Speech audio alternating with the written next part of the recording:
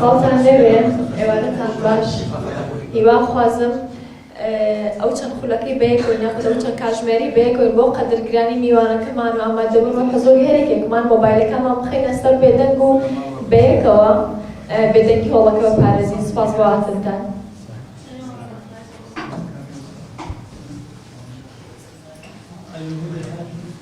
دەستان خۆش.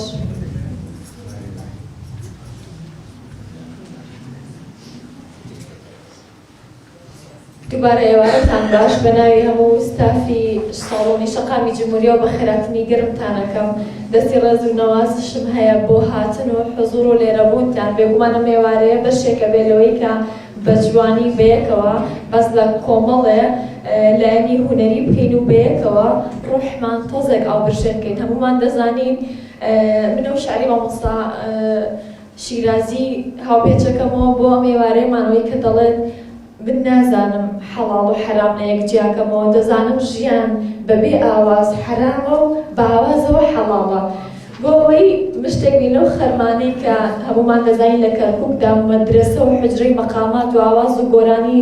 سۆنگەیەکی سەرەتایی و سەپاڵدراو بوو، مێژوو شایە دەبەوە. ئەگەر مێژوش بەرامبەرەوە ناحەقیمان لێ بکات ئێمە شاهیدین و بەردەوام درێژە پێدەریە و ڕێبازابین کە شاری کەرکووک سۆنگەی هونەر و مەقامات و مامۆسای مەزنە بە مێژووە و بە ئەمڕۆشەوە بەداهاتەوە. هەمومان دەزانین ئاواز و گۆرانی بەشێکە لە ژیانی هەرێکێکمان. ئەگەر گریاندادی نەداین، ئەگەر دەرمانێک نەبوو بۆ برینەکانمان، ئەبێ گوێ لە ئاواز و مۆسیقا بگرین. ئەهریمەنەکان نازانن کە مۆسیقا چ بەختیارێکت بۆ دێنێ. بۆنێک لە بای بەیانیە جیابووەتەوە، دەنگێکە لە تاریکی خۆی هەڵخستووە و هاتووە بەرەوە ئێمە. کاتێک کە گوێ لە مۆسیقا دەگرین، ئاسمان عەرش بە عەرشی ژوژەکانی ڕۆحمان تاکاتەوە و یارمەتیمانەدات ئێمە ببینەوە بەو مرۆڤە پاکیزەی کە دووبارە لەدایکە بینەوە. بە هیوام ئەم ئێوارەیە و هەموو ئێوارەکانی تر و هەموو ڕۆژەکانی تری ژیانمان بۆ مۆسیقا و لەگەڵ مۆسیقا و هونەرمەندان دابین. زۆر سپاس.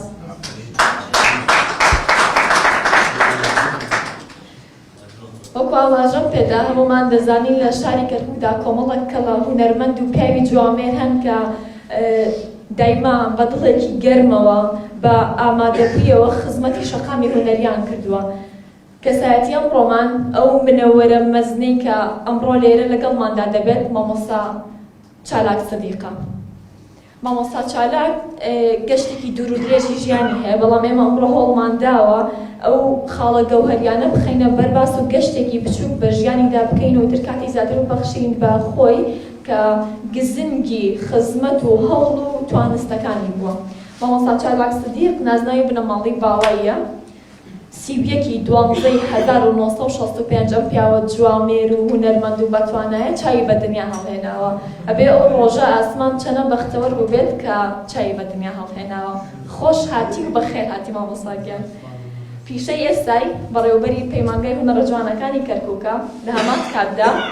بە ژەنیاری ئامێری کەمانچە و پسپۆڕی موزیکە بە گشتی و موزیکی کوردی و ڕۆژهەڵاتی شارەزایە، بە تایبەت لە هونەرەکانی مەقامی ڕۆژهەڵاتی ناوین.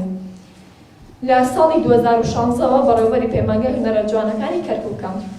وەک خۆی ئاماژەی پێدەدات و لە زمان حاڵی خۆیەوە بۆمان دەگەڕێتەوە سەرەتای فێربوونی لە پاییزی ساڵی 1980دا لە لای مامۆستا جەلال سوودەچی بووە. هەمومان دەزانین مامۆستا جەلال سوودەچی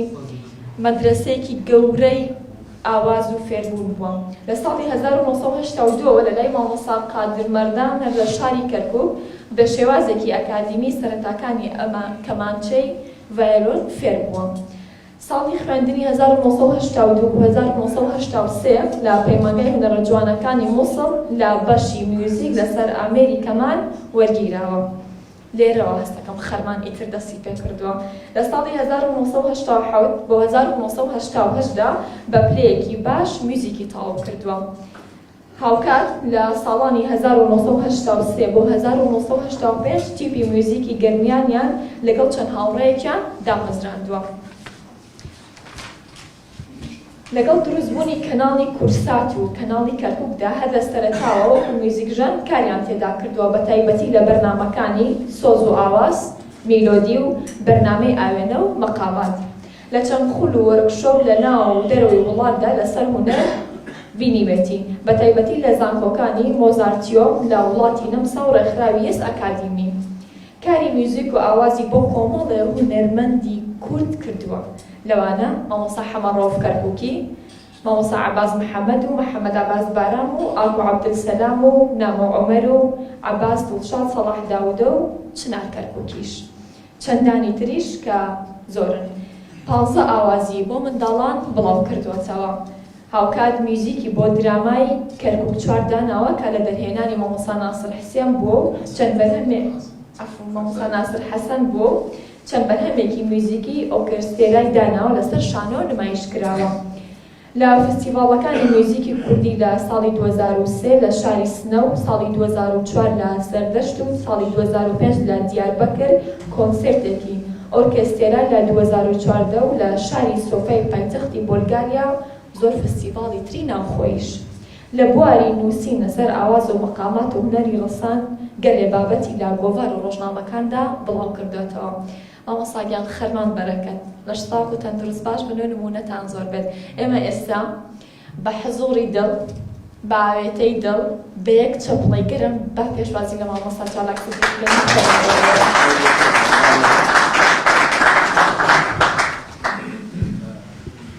زۆر سوپاس بۆ ئامادەبوونتان. بەڕاستی من زۆر خۆشحاڵم ئەم هەموو دەموچاو جوانە، ئەم هەموو برادرە ئازیزە کە لێرە حزوریان هەیە. من بچووکیتانە کێشم بۆی زیاتر لەسەر مۆسیقای کوردی و مۆسیقا بەگشتی لەسەر ئەم هونەرە قسە بکەین. من زۆر خۆشحاڵم سەرچاوم هاتن بۆ ئێرە. هەڵبەتە قسەکردن لەسەر موزیک و هەڵسەنگاندنی موزیک و موزیک بەگشتی کەسانێ زۆرە بینین کە بڕوانامەی زۆر یان ساڵانێکی زۆر بە خوێندنی مۆسیقاوە سەرقاڵ بوون و بڕوانامەیان بەدەستێناوە یا بوونەتە پسپۆر، ڕەنگە ژیانی خۆیان تەرخان کردبێ بۆ موزیک. اینجا ئاسان نییە یان لە ماوەی نیو سەعاتێکا یا زیاتر لەسەر مۆسیقا قسە بکەیت و بۆیە ڕەنگە ئێمە وەکو پێناسەیەک وەکو چەند بابەتێک لەسەر مۆسیقا بەگشتیان مۆسیقای کوردی لەکوێی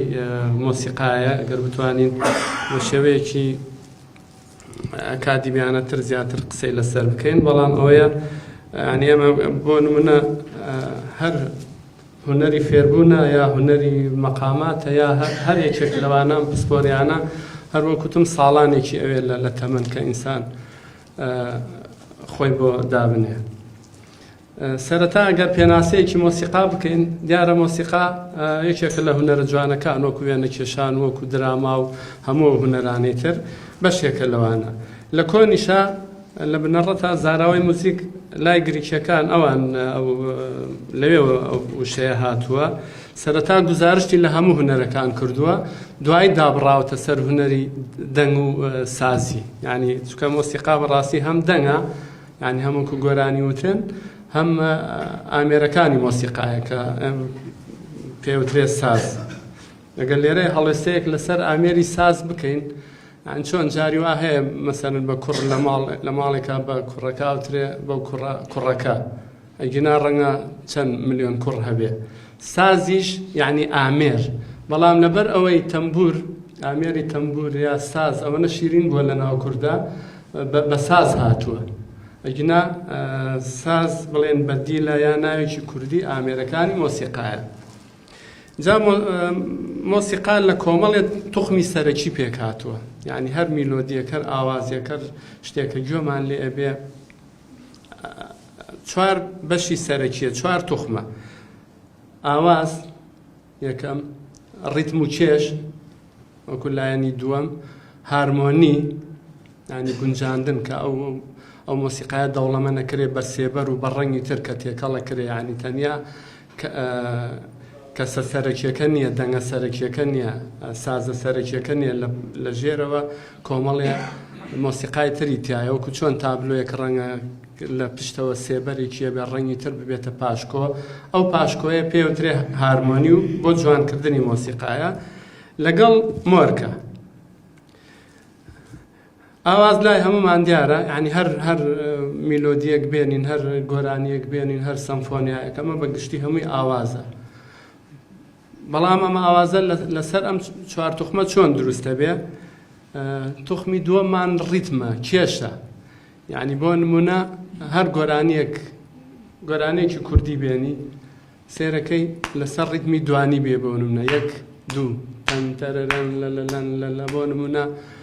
مامۆستا عومەرە توانی ئەگەر لێرە عەزەکەت پێیە ئەگەر بە نمونەکان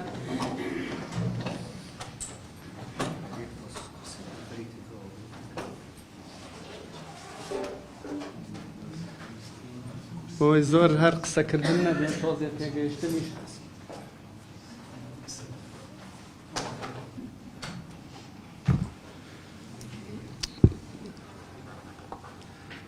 ڕیتم لە ناو مۆسیقایە ئەتوانی بڵێن سەماشە یا جوڵەیە یا حەرەکەیە یعنی جوڵەی ئینسان ئیتر بە شێوەی خۆشی بێ بە ناخۆشی بێ کە ئەم جوڵانە هاتووەتە ناو ژیانی ئینسانەوە بووەتە هەڵپەڕکێ بووەتە هەموو شێوازەکانی نواندنی ئینسان یعنی ئێمە کە ئەڵێن ئەم ئەرزەوەکو شانۆک وایە ئێمەش وەکو ئەکتەرێک دەورە بینین و لەسەر گۆی زەوی هەڵبەتە بە کێشکردن یعنی ئینسان کە لە ئەوڵی ژیانەوە لە دایکە بێت تا کۆتایی ئەو بە کێشکردنە ئەو ڕیتمی ژیانی لە ناو مۆسیقایە ڕیتمەکە بە شێوەیەکی بیرکاریانە داڕێژراوە یعنی بۆ نمونە بە پێی ژمارە 2 3 4 5 تا ئەگەیتە ڕیتمە ئاڵۆزەکانە چێتە 16 و 17 ئەوانە یعنی بۆ نمونەیەکی سیانی بێنینەوە کە ئەڵێ 1 2 3 1 2 3 ئەمە ئیشارەتەکەی بە وەکو شێوەی سێگۆشەوایە کاتێ مایسترۆیەک کە ڕابەرایەتی گروپێکە کاو مۆسیقاکەی سیانی بێ ڕێک وەکو هەرەمێک وایە 1 2 3 یعنی بۆ نمونە گۆرانی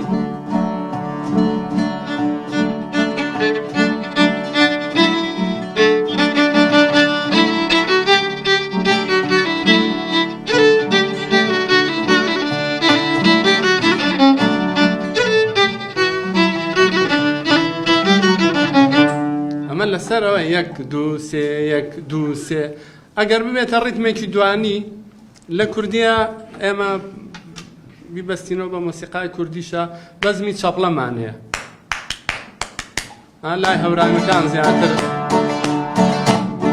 ئەو گۆرانێکی وە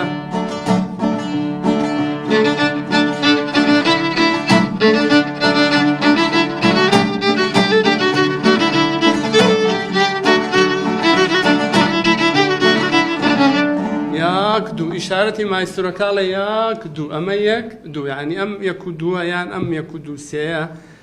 ڕێک وەکو ترپەی دڵی مرۆڤ وایە کە لە ناو مۆسیقایە خێرایی دیاری کراوە دیارە ئەمە لە چەند سەدەی پێشووترە کە هەموو شتەکان بە زانستی کرا یعنی وەکو هەموو زانستەکانی کە لە دنیاە هەیە مۆسیقاش چووە بواری زانستەوە ترپەی دڵ ئەوەی کە ئەڵێ مەسەلەن دڵی ئینسانە بێ 70 بێ 80 بێ 100 بێ ڕێک ئەو لێدانە یعنی بۆ نمونە مارشێک وەرگرین ئەی ڕەقیب 1 2 1 2 ئەی ڕەقیب هەر دران لەلان لان دران لەلان لەلان ئەمە مەبەست لە ترپەکە ئەمە تقریبا 120 پلەی میترۆنۆمە میترۆنۆم جیهازێکە کە خێرایی پێ دەستنیشانەکرێ بەڵام ئەگەر بێن ترپەیەکی خاوەرگرینێکی دڵی زۆر خاو بێ 1 2 1 2 بڵێن مۆسیقایەک لەسەرەوە تاراراران لەلالان هەر ڕێک لەسەر ئەم ترپەیە ئەمە ڕەنگە 60 بێ وانە یا بڵێن هەر ڕقیبەکە بۆن و نەخاوێکی تۆ بەو شێوەیە دەرەکەوێت تاران لەلان تاراران لان هەنێ جار ئەم ڕیتمە خاوانە یعنی دوور لەوینە لە دنیاە چکە خۆشی و ناخۆشی ئەوانە سرودێکی حەماسیە لەولا شۆماشی جەنازەمان هەیە عادەتەنەوانەی کە لە مۆسیقای سەربازیە ئیشیان کردبێ ڕەنگە کاک عومەر شتی وای عەزف کردبێ کاتی خۆی ڕەنگە ترپەکانی زۆر خاوێ بە هەر حاڵ ئەو مۆسیقا بەو ترپانش ئەخوێنرێتەوە کە پێوترێ میترۆنۆم يعني هەر گۆرانیەک ئێستا ئێمە بڕۆین گۆرانیەک تۆمار بکەین بە تایبەتی لەم ڕۆژگارە چونکە شتەکان ئەوەنە بە زانستی و بە پرۆگرامی کراوە ڕێک من بچمە ستۆدیۆیەک گۆرانیەک تۆمارەکەم ئەڵێ خێرایەکە چەنە مەسەڵەن ئەڵێم 100 پلەی میترۆنۆمە یان 80 یا ئەوەنە دیاریەکەین بۆ تۆمارکردنەکە ئیتر ئەم میترۆنۆمە وەکو هین وایە تەق تەق تەق ئەو هینە تەداتێ ئەو ڕیتمەت ئەداتێ یعنی مەبەستمان ئەوەیە ئەم ڕۆژتێک نەماوەتەوە کە لەم ڕۆژەیە یعنی ئێمە بتوانین ئیزافەیەکی بۆ بکەین زۆر بەکەمی ئەوەندەی کە زانستەکە هاتۆتە ناو هونەرەکەوە بۆیە هەر ڕیتمێک لەمانە خێرایی خۆی هەیە یان ئێمە لە کەرکووک کە ڕیتمێکمانێ پێوترێت جۆرجینە لە ناو مۆسیقای جۆرجینەی پێوترێت دە 16 لە ڕووی ژمارەوە پێم وایە کۆچەری پێوترێ لە ڕۆژ ئاوا ڕەنگە لای میلەتانی تر ئەم ڕیتمە زۆر کەم بێ زۆر تایبەتە بە کورد و کوردستان یعنی ڕیتمی جۆرجینە لە باکوورەوە بیگرە پێم وایە لە ئاوڕێژی دیجلەوە دەست پێ بکە ڕەنگە بەشێکی فورات بەڵام لە غێری کوردستانی سووریا لە شاما ڕیتمی جۆرجینە نییە لە کەرکووک سەمای لەسەرەکرێ ینی مەسەن ئێمە هەمومان چوونەتە سینی زەرفەوە کاتێکە ئەو کەسەیە باتەوە گۆرانیە ئەم حرەکەیە ئەکرێ ئەمە جۆرجینەی پێوترێ یعنی یەکێکە لە ڕیتمە زۆر باوەکانی کوردی و لە بەغا بەکار هێنراوە بەس پێم وایە بەهۆی ینی ئەو ئاوڕێژەوە گەیشتۆتە بەغا چونکە نە لە شام نە لە میسر نە لە سعودیە و ینی لە خەلیج کە ئەگەر ئەو مۆسیقای لەوێ هەبێ لە جنوبی عێراقا نیانە زۆر بەکەمی مەگەر بە تێکەڵاوی لەگەڵ ئێمەیە چەندەها ڕیتمی تر یعنی تر ڕیتمی ئاڵۆز هەیە بۆیە مۆسیقا وەکووتمان لەو کۆمەڵە توخمە پێکاتوە لە دەنگ و ئاواز کە پەیژە و مەقام و ئەمانەی لێەکەوێتەوە لە ڕیتم و کێش هارمۆنی بۆ جوانکردنە ینی بۆ نونە مامۆستا عەمەر تۆ شتێک عەرز بکەی عەجەمی ڕێ گۆرانیەک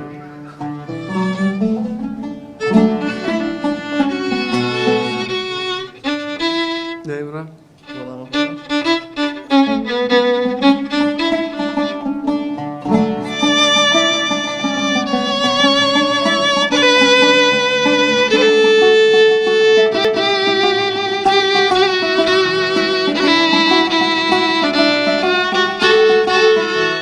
يعني بون من سێبەرێ دروستەکە میسا مۆسیقای ئاسم کرد میلۆدیەکە نەبوو ئاوازەکە نەبوو پێوترێ گونجانن هارمۆنی ئەمە شێکێکە لە توخمەکانی تری مۆسیقا هەروەها مۆرگیش بەشێکی زۆر گرنگی مۆسیقایە یعنی بۆ نمونەکە گوێمان لە مۆسیقای هیندیە بێ چۆنەی ناسینەوە جیاوازە لەگەڵ عەرەبی و کوردی و فارسی یا گوێ لە فارسیە بێ بە مۆرکەکەی ئەدیارە یان ئێمە گوێمان لە ئەڵاوسی بێ نەک ینی ڕاستە 100% کوردیە لە کوردیشا تایبەتە بەم ناوچەی خۆمان تایبەتە بە گەرمیان یان گوێت لە لاوچێکە بێ گوێت لە کایۆزاغا بێ جوغرافیەکەی دیاریە کرێ بۆیە مۆرگ ئیتر دابەشە بێ بەسەر ینی هەندێک جار ڕەنگە لە کەسەوە دەست پێ بکە دوای بکەوێتە گەڕێکێکەوە شارێکەوە وڵاتێکەوە ینی بەو شێوەیە جیاکرێت و بۆ نمونە مۆرگ لای عەلیمەردان شێوەیەکە لای حەسەن زیرەک شێوەیەترە ئەگەر بچی بۆ لای کەلسوم کەواتە جیاوازیەکان زۆرە ئەمە ئەو چوار توخمە سەرەکیە ئەگەیەنێ کە مۆسیقای بەگشتی مۆسیقای لەسەر بنیاتنراوە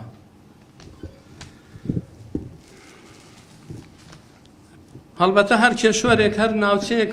تایبەتمەندێتی خۆی هەیە گەر مۆسیقا دابشکەین لە دنیای مۆسیقای ئەوروپی زاڵ بۆتە سەر هەموو مۆسیقای جیهانە ینی لە ڕۆژهەڵاتەوە تا ڕۆژ ئاوا بە ئەمریکا و بە چین و هەموو گۆی زەوی کاریگەری ئەو مۆسیقای ئەوروپایان لەسەرە یعنی بینی مناڵێکی ژاپۆنی بچکۆلە کۆنشرتۆی کەمان کۆنشرتۆی پیانۆ ینی مۆسیقای ئەوروپی وەکو ئەوان لێدا ئەمە دیارە باڵی کێشاوەتە سەر دنیاە بۆیە ئەو توێرە زاڵ بۆتە سەر هەموو مۆسیقاکانە لەگەڵ ئەوەشە معنی ئەوە جەمسەرێکە ئەبینی مۆسیقای ڕۆژهەڵاتی کە مۆسیقای ئێرە مۆسیقای ئەم نەتەوانە لە کورد و عەرەب و فارس و تورک و ئازەر و ینی کلد و ئاشووری و تەنانەت جووەکان و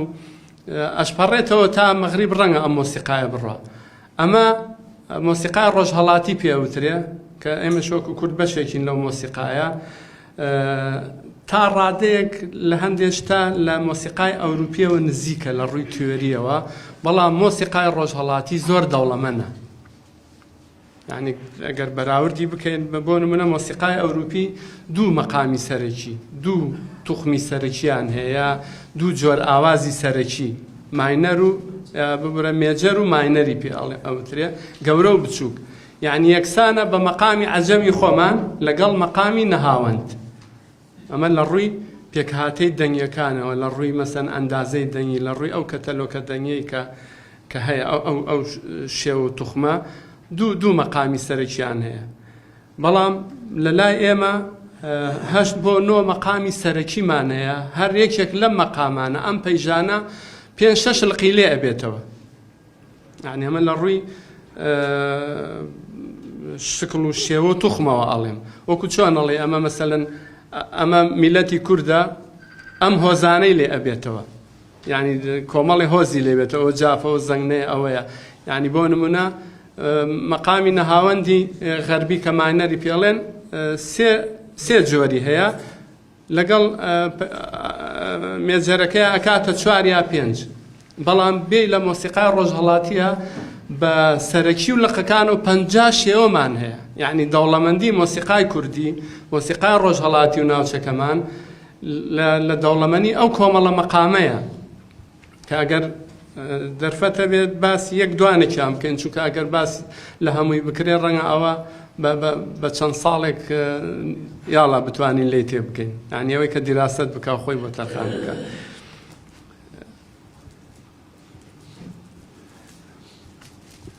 دیارە جگە لە مۆسیقای ئەوروپا، مۆسیقای خەتی ئیستیوایە، خەتی کەمەرەی، ئەوەش بۆ خۆی جیاوازیەکی هەیە، لە ڕووی ڕەنگە زۆر جیاوازە لە هەموو شێوەکان. یا مۆسیقای ئەفریقی ڕەنگە لە ئەوانشتا حەدێک نزیکن، ئەمانە لە ڕووی پەیژەیەوە پێوترێ پەیژەی پێنجی، پنتاتۆنیک. یعنی لە ڕووی مەقامیەوەها بۆ ئێمە بۆ نمونە گوێ لە بانگدەرێکی سوودان بگری، سوودانێک ڕەنگە ئێمە چێژی لێ نەبینین وەکو ئەفریقیەک بانگەدا، بەڵام گوێ لە بانگدەرێکی میسری بگری لەسەر مەقامی ڕاستە و ئەو شێوازەیە کە لە تەکەی تاڵەبانی هەیە، ڕەنگە تۆزی ئەو میسریانەتر بێ، هی ئێمە کوردیانە بێ. مۆسیقای هیندی بۆ خۆی لە دنیاوی شێوازێکی هەیە، جیاوازی هەیە. من مەبەستم ئەوەیە، یعنی لەسەر ڕووی زەوی چەند بەشێکی سەرەکی لە مۆسیقا هەیە، ئەوروپا، ئەفریقیا، مۆسیقای هیندی، مۆسیقای ڕۆژهەڵاتی. لای ئەمریکیەکانیش دوو شێوە جیاوازی تر هەیە، جاز و بلوز. لە بنەڕەت هەمووهی ئەفریقیەکان کە کاتێک کۆچیان کردۆیان کە بە کۆی لە براون، ئەو مۆسیقایە ئەمە لە ئەفلامەکانە ئەیبینین، ڕەنگە لای خۆمان ژەنیاری گیتار و ئەوانەی کە باندی غەربی زیاتر لەوانە ئامێری سەکسیفۆنیان، ئەوانەی کە بەو مۆسیقایەوە سەرقاڵ بن، شارەزا بن لەو جۆرە مۆسیقایە. ناڵێم کەس نییە شارەزا نەبێ لێرە، بەڵام دەگمەنە و ڕەنگە هەمومان چێژ لەوە نەبینین. بێنە سەر مۆسیقای ڕۆژهەڵاتی خۆمان، لە 8 پەیژەی سەرەکی پێک هاتووە. هەنێ جار ئەڵێن نۆ، یعنی ئەوە بڵێن بۆچوون هەیە، یان ڕیوایەت هەیە، یان ئارا هەیە لە بە دیارخستنی ئەم مۆسیقایە. ئێمە ئەیکەینە دوو باڵ، باڵی ڕاست لەگەڵ باڵی عەجەم. یعنی ڕێک چۆن ئەڵێ ئەمە ڕاست و ئەوە چەپە، وا دابەشکرا. ئەمە هەڵبەتە لەم ساڵانەی دوای بۆی بەڕاستی لەبەرەوەی هونەری مەقامات، هونەری گۆرانی، ئەمەنە نازنا و شێوازی زۆرە کە ئەڵێن مەقامات 300-400 مەقام هەیە، یا 500 یان کەمترە زیاترە، ڕاستە. بەڵام بێ پۆلێنی بکەی سەرچاوەکانی چین. ئێمە ئێستا پۆلێنمان کردووە ئەو مەقامانەی کە دەنگ و نیودەنگی تایە، چکە بەڕاستی مۆسیقا يعني لایانی بیرکاری و لایانی فیزیایشی تێئەکەوێ يعني مۆسیقا جگە لەوەی هونەرە زانستیشە مەسەلەی مەقامات و مەسەلەی کە ئێمە ئەو مەقامانە ئەو يعني بە شێوەی مۆسیقایی دای بڕێژین پێڵێن پەیژە يعني سنووری ئەو مەقامە ئەو ئاوازە لە کۆ بۆ کۆ دەست پێەکە ئەو داڕشتنە وەکو يعني ئەندازەی دوورێکەی پێکهاتەکەی يعني وەکو وایە کە ئێمە چۆن خانوویەکمان هەبێ بە بەرد و بلۆک دروست کرێ خانووی تر هەیە ڕەنگە هەر بەدار دروست کرێ هەیە لەوانەیە بە خشت و مادەکانی ئێمەش کە ئەیکەینە دوو بەشەوە لە مۆسیقا سێ جۆر دەنگمان هەیە دەنگی تەواو کە ئەکرێ هەر دەنگێک بۆ دەنگێتر بە 100 سنت بیپێوین یا بە 9 کۆما یا ئەڵێن دەنگێکی تەواو نیودەنگیش هەیە سێ چارە کە دەنگیش هەیە کە ئەڵێن مۆسیقای کوردی و شەرقی و ڕۆژهەڵاتی ڕوبع دەنگی تایە مەسەلە ئەوەیە بینی دەنگەکان لە جیاتی ئەوەی مەسەلەن 100 سنت بێت لەوانەیە 40 بێت 45 بێت بە پێی نەتەوەش ئەگۆڕێ بە پێی ناوچەش ئەگۆڕە ڕەنگە 45 بێ ڕەنگە 52 بێ کەمتر بێ زیاتر بێ اینجا بۆیە مەقامی عەجەم کە کۆمەڵی مەقامی تری لێبێتەوە یعنی باڵی عەجەم لە مەقامە سەرەکیەکانە هەروها مەقامی نەهاوەند مەقامی کورد لەگەڵ مەقامی حیجاز ئەمانە ئەچێتە ئەو مەقامانەی کە دەنگ و نیودەنگن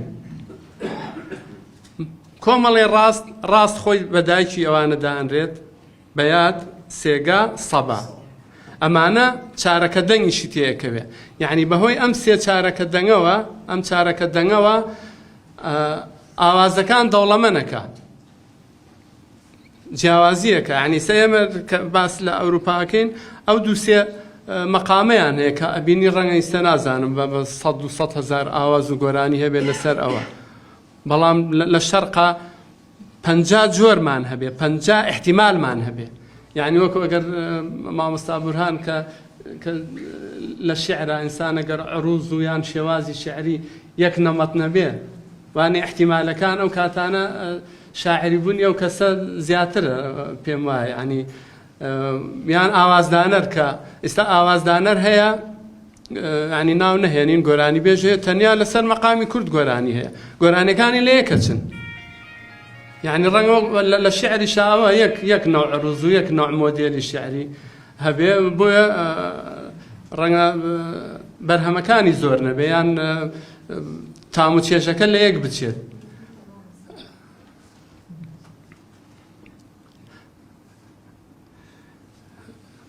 جا لە باڵی ڕاستە سێ ببرن 4 جۆرمان هەیە ڕاستە بەیاتە سێگایە سەبایە بۆ نمونە بەیاد بە نمونە بێنینەوە کە من باسی پەیژە ئەەکەم لە ڕێوە کێتێ میتێ باشە ئەمە سنوورە دەنگەکەیەتی بۆ نە لە میەوە بە بنواریە کردو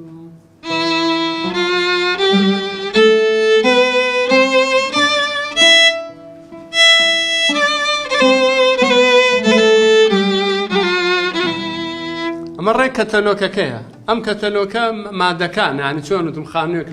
لە خشت و لە گەچەوە دروست بکرێ لەو دووسێ مادێ و ماڵێکی پێ دروستەکەی بەیاتیش بریتە لەم ئاوازانە ینی سامە لە میەوەڵێ می فاکاردیە سۆل لا سی دۆ ڕێمی ئەمە سنوورە دەنگەکەیە ئەبینی لەسەر ئەمە ڕەنگە 2-3 گۆرانی لە کوردیا هەبێ یعنی پەیژەی بەیات مەقامی بەیات زۆرترین ڕێژەی گۆرانی ڕۆژهەڵاتی بەگشتی و ئێمە کە لەسەر کوردی زیاتر قسە بکەین هەڵبەتە نەتەوەکانی دەور و پشتیشمان چی عەرەب یان گۆرانی تورکی یان فارسی زۆرترینی لەسەر بەیاتە لە ئێران بە بەیات ئەو ترێشور لایەوانش عینی زۆرترین هەر تەبیعەتی شەرق وایە یعنی ئەگەر ئیستا پۆلێن بکەی ئەگەر 1000 گۆرانی لەسەر ئەوە بێ ڕەنگە 100 گۆرانی لەسەر حیجاز بێ 50 لەسەر کورد هەبێ لە ڕەنگە لە ساڵانی پێشووترا پێش 50 ساڵ 3-4 گۆرانیمان لەسەر مەقامی کورد هەبوو بێ بەڵام لەوەتی هەین لەسەر بەیات زۆرترین خەزێنەمان هەیە اینجا هەر ئەمە ئێستا وەکوتم ڕیتمێکی دوانی دروستکەین یاک دوو لەسەر بەیاتیش بۆ نمونەوەی وەیزارە یاک دوو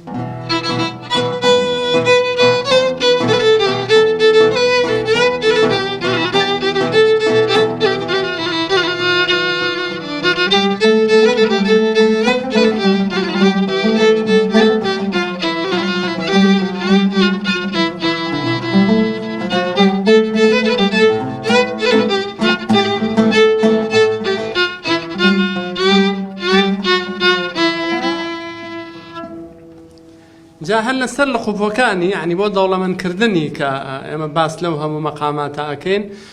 لەقێکی بەیاد بێنینەوە ئێمە وتمان هەشتی سەرەکی و جگە لە هومایۆن کە ئەکاتە نۆ مەقامی سەرەکی هەر یەکەمە یەکێک لەمانە بە بنەماڵەیەک دانرێ بنەماڵەی بەیاد دەوڵەمەندترینیانە یعنی بۆ نمونە کە لە قوپۆی لێ بێتەوە ئەگەر مەقامی بەیاد بۆ نمونەوەکو باپیرە گەورە دابنێن کوڕەکانی بۆ نمونە مەقامی بەیاتی محەیر کە جۆرێترە لە بەیات ڕەنگێترە یعنی سە بڵێنم پێشەیە ئەمە بەیاتی سەرەکی بوو بەڵام محەیر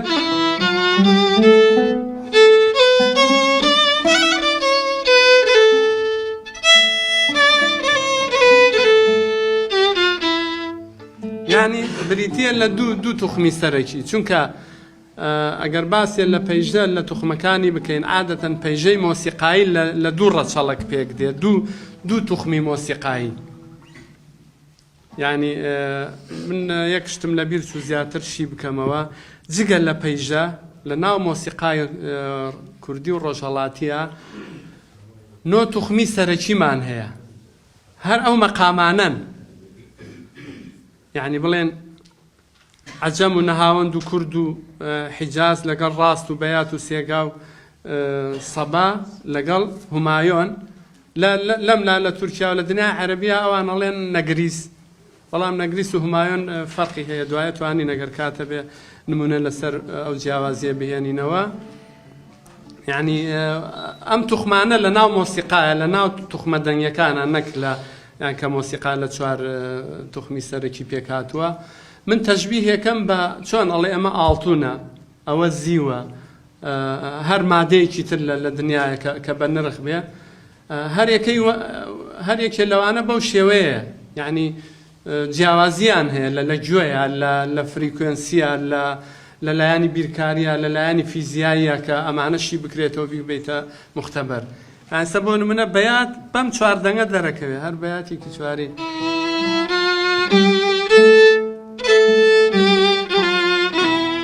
بەس ئەمە بکەینە حیجاز بزان چەنێ فەرقیە توخمێتری مۆسیقا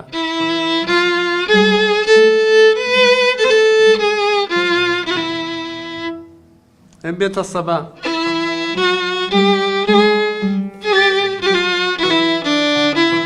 هەروەها ڕاست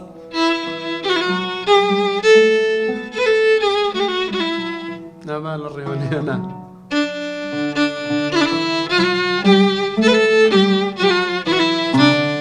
هەروەها ئەوانەی تریش یعنیەوەی کە